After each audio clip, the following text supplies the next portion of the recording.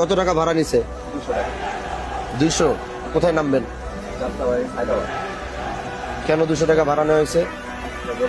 কে ভাড়ার 200 নিছে? কে? লোক কোথায়? ডাক দাও।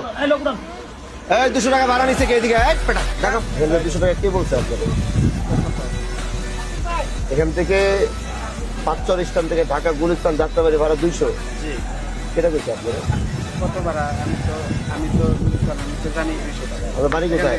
মাদারীপুর। এখানে চান্দা দেন কত? জনপ্রতি চান্দা দেন কত? 20 টাকা করে নাই?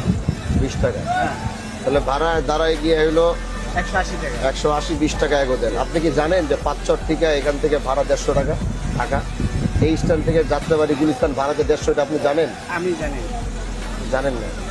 তাহলে আজকে জানে না, এটা মনে থাকবে। আচ্ছা আর ওই 20 টাকা যে দিতে হয়, 20 টাকা আর দেওয়া লাগবে না। আচ্ছা। ওই 20 টাকা দিবেন না। পাঁচচর 20 টাকা ভাঙ্গার থেকে শুরু হয়। শোনেন, ভাঙ্গার থেকে ভাঙ্গা ভুঙ্গা আমি বুঝি না, এটা আমার এরিয়া না, হ্যাঁ, এটা আমার স্ট্যান্ড কিনা। হ্যাঁ। এখানে কোনো ধরনের কোনো চাঁদা দিতে হবে না, কোথাও কোনো টাকা দিতে হবে না, কিন্তু আমার যাত্রী যেন হয়রানি না হয়। এখান থেকে কেউ উঠলে ঢাকা যাত্রাবাড়ি গুলিস্তান 150 টাকা ভাড়া।